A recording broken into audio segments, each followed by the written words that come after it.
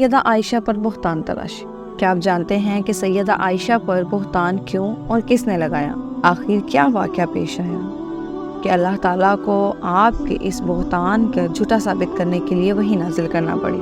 آئیے جاننے کے لیے چلتے ہیں آج کی ویڈیو کی طرف۔ سیدہ عائشہ بیان کرتی ہیں کہ رسول اکرم صلی اللہ علیہ وآلہ وسلم جب کسی سفر کا ارادہ کرتے تو اپنی ازواج مطہرات کے درمیان قرآن نازل کرتے اور جس کے نام سے قرآن نکلتا اسی کو سفر میں اپنے ہمراہ لے جاتے۔ چنانچہ ایک غزوہ بنو المستلق میں قرآن میرے نام سے نکلا۔ میں رسول اللہ صلی اللہ علیہ وآلہ وسلم کے ساتھ اس سفر میں نکلی۔ اس وقت پردے کا حکم نازل ہو چکا تھا، چنانچہ مجھے خود سمیت اٹھا کر سوار کر دیا جاتا اور اسی کے ساتھ اتارا جاتا۔ اس طرح ہم روانہ ہوئے۔ جب رسول اکرم صلی اللہ علیہ وآلہ وسلم اس غزوہ سے فارغ ہوئے گئے تو واپس ہوئے۔ واپسی پر ہم مدینہ کے قریب تھے اور ایک جگہ پڑاؤ ڈالا ہوا تھا، تو رسول اکرم صلی اللہ علیہ وآلہ وسلم نے رات ہی کو کوچ کرنے کا اعلان فرما دیا۔ کوچ کا اعلان ہو چکا تھا۔ اس وقت میں قضائے حاجت کے لیے نکلی اور لشکر کی حدود سے کچھ آگے نکل گئی۔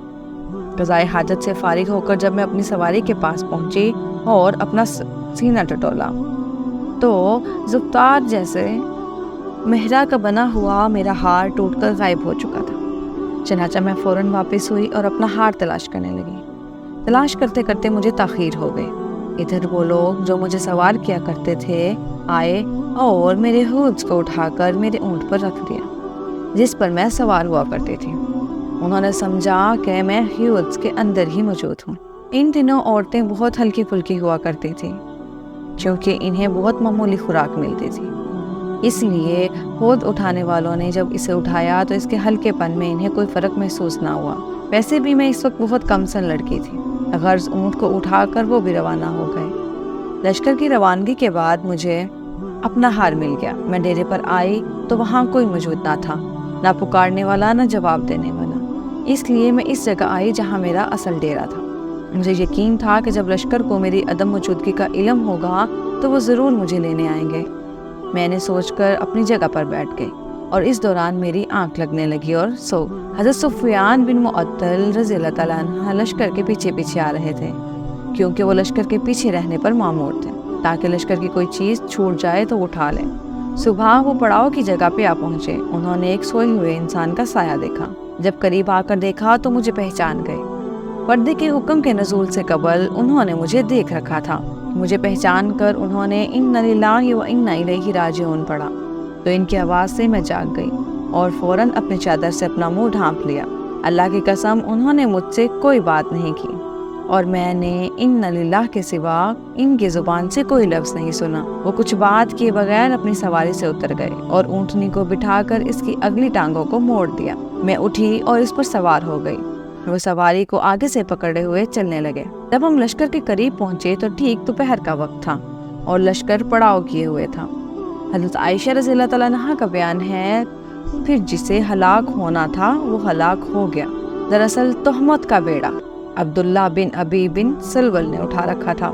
عروہ بن زبیر کہتے ہیں کہ مجھے معلوم ہوا کہ وہ منافق اس تہمت کا چرچا کرتا ہے اور اس کی مجلسوں میں اس کا تذکرہ ہوا کرتا تھا۔ وہ اس کی تصدیق کرتا، خوب توجہ سے سنتا اور اس افواہ کو پھیلانے کے لیے خوب خود کرید کرتا تھا۔ عروہ بن زبیر مزید کہتے ہیں، حسان بن ثابت، مستہ بن اساسہ اور حمنہ بنت حجش کے سوا کسی کا بھی نام نہیں لیا گیا کہ مجھے ان کا علم ہوتا، یعنی روایت کرنے والے نے نہیں بتایا، حالانکہ اس میں شریک ہونے والے دوسرے لوگ بھی تھے، جیسا کہ اللہ تعالیٰ نے فرمایا ہے کہ جن لوگوں نے تہمت لگائی وہ بہت سے ہیں، البتہ ان سب میں بڑھ چڑھ کر حصہ لینے والا عبداللہ بن ابی بن سلول ہی تھا۔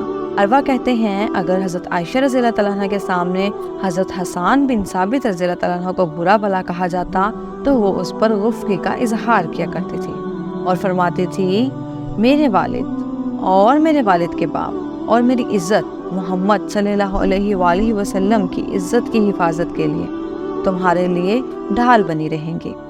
حضرت عائشہ آگے بیان کرتی ہیں، پھر ہم مدینہ منورہ پہنچ گئے اور وہاں پہنچتے ہی میں جو بیمار پڑی تو 1 ماہ تک بیمار ہی رہی۔ اس عرصے میں لوگوں میں بہتان تراشی کرنے والوں کا بڑا چرچا رہا، لیکن میں اس سلسلے میں کچھ بھی محسوس نہیں کر رہی تھی۔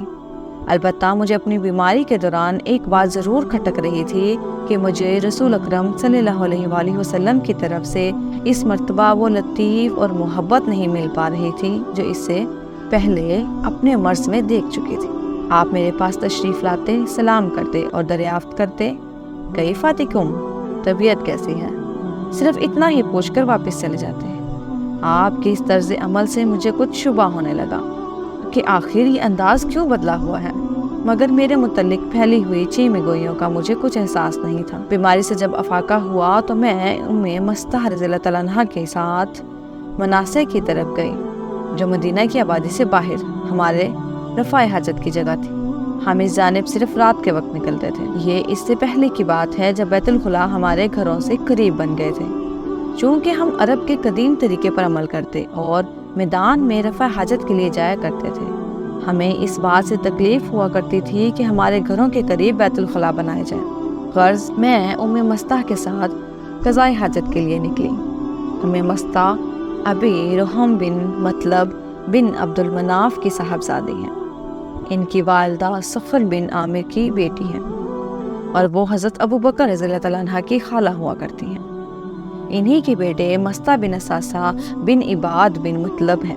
جب میں اور ام مستح حاجت سے فارغ ہو کر اپنے گھر واپس آ رہے تھے تو راستے میں ام مستح اپنی چادر میں پھسل گئی اور ان کی زبان سے نکلا، تعیسہ مستح ذلیل ہو۔ میں نے کہا، آپ نے بری بات زبان سے نکالی، آپ ایک ایسے شخص کو برا کہہ رہی ہیں جنہوں نے جنگ بدر میں شرکت فرمائی۔ ام مستح کہنے لگی، کیوں مستح کی باتیں تم سے نہیں سنی؟ تم نے پوچھا کون سی باتیں؟ چنانچہ ام مستح نے میرے متعلق ہونے والی چیمے گوئیوں کا ذکر کیا۔ اب کیا تھا کہ ان باتوں کے سننے کے بعد میری بیماری ٹھیک ہونے کی بجائے اور بڑھ گئی۔ میں جب گھر پہنچی تو رسول اکرم صلی اللہ علیہ وآلہ وسلم میرے پاس تشریف لائے اور سلام کے بعد دریافت کیا، طبیعت کیسی ہے؟ میں نے عرض کیا کہ آپ مجھے میرے والدین کے گھر جانے کی اجازت فرمائیں گے؟ میرا مقصد یہ تھا کہ گھر جا کر اپنے والدین سے اس خبر کی تصدیق کروں گی۔ بہرحال رسول اکرم صلی اللہ علیہ وآلہ وسلم نے مجھے جانے کی اجازت دی۔ میں نے گھر پہنچ کر اپنی والدہ سے پوچھا، آخر لوگوں میں کس طرح کی افواہیں ہیں؟ والدہ نے بتایا، بیٹی فکر نہ کرو، اللہ کی قسم ایسا شاید ہی کہیں ہوا ہے کہ ایک خوبصورت عورت کسی ایسے شوہر کے ساتھ ہو جو اس سے محبت بھی کرتا ہو اور اس کے سوکنے بھی ہوں، اور پھر اس پر تہمتیں نہ لگائی گئی ہوں، اس کی عیب جوئی نہ کی گئی ہو۔ میں نے کہا، سبحان اللہ، میری سوکنوں سے اس کا کیا تعلق؟ اس کا چرچا تو عام لوگوں میں بھی ہے۔ ادھر پھر جو میں نے رونا شروع کیا تو رات بھر ہی روتی رہی۔ روتے روتے صبح ہو گئی اور میرے آنسو کسی طرح تھمنے کا نام نہیں لے رہے تھے اور نہ ہی نیند آ رہی تھی۔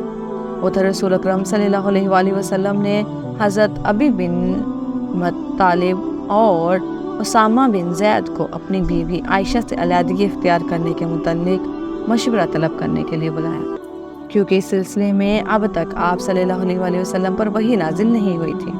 اسامہ نے تو آپ صلی اللہ علیہ وآلہ وسلم کو اسی کے مطابق مشورہ دیا جو وہ آپ کی بیوی کی پاکیزگی اور آپ کی ان سے محبت کے بارے میں جانتے تھے۔ چنانچہ انہوں نے کہا کہ آپ کی بیوی میں مجھے خیر و بھلائی کے سوا کچھ معلوم نہیں ہوتا۔ البتہ علی نے کہا، اے اللہ کے رسول، اللہ تعالیٰ نے آپ پر کوئی تنگی نہیں رکھی اور ان کے سوا عورتیں بھی آپ کو بہت ملیں گی۔ آپ ان کی لونڈی بریرہ سے بھی دریافت فرما لیں، وہ آپ کو حقیقت سے آگاہ کر دیں گی۔ پھر رسول اکرم صلی اللہ علیہ وآلہ وسلم نے حضرت بریرہ کو بلایا اور ان سے دریافت کیا، بریرہ، تم نے کبھی کوئی ایسی بات دیکھی ہے جس سے عائشہ پر شبہ ہوا ہو؟ بریرہ نے جواب میں کہا، قسم ہے اس ذات کی جس نے آپ کو حق کے ساتھ معبوس کی، فرمایا، میں نے ان کے اندر کوئی ایسی چیز نہیں دیکھی جو بری ہو۔ البتہ اتنی بات ضرور ہے کہ وہ ایک نو عمر لڑکی ہیں، آٹا گوندھ کر سو جاتی ہیں اور بکریاں آ کر اسے کھا جاتی ہیں۔ حضرت عائشہ آگے بیان کرتی ہیں کہ اس دن رسول اکرم صلی اللہ علیہ وآلہ وسلم نے صحابہ کرام کو خطاب فرمایا اور منبر پر کھڑے ہو کر ان کے سامنے عبداللہ بن ابی کا معاملہ رکھا۔ آخر اس خطاب میں کیا فیصلہ ہوا؟ کیا حضرت محمد صلی اللہ علیہ وآلہ وسلم نے حضرت عائشہ سے علیحدگی اختیار کی یا نہیں؟ اب کی پاکیزگی حضرت محمد صلی اللہ علیہ وآلہ وسلم پر کیسے ظاہر ہوئی؟ اور کس طرح اس بہتان سے نجات ملی۔ یہ سب جاننے کے لیے دیکھنا مت بھولیے گا ہماری ویڈیو کا پارٹ نمبر 2۔ ہماری ویڈیو پسند آئی ہو تو ہمارے چینل کو لائک، شیئر اور سبسکرائب کرنا مت بھولیے گا۔ نیچے دیے گئے بیل آئیکن کو کلک کریں تاکہ ہمارے آنے والے ہر نئی ویڈیو کا نوٹیفیکیشن آپ کو مل سکے۔ جزاک اللہ۔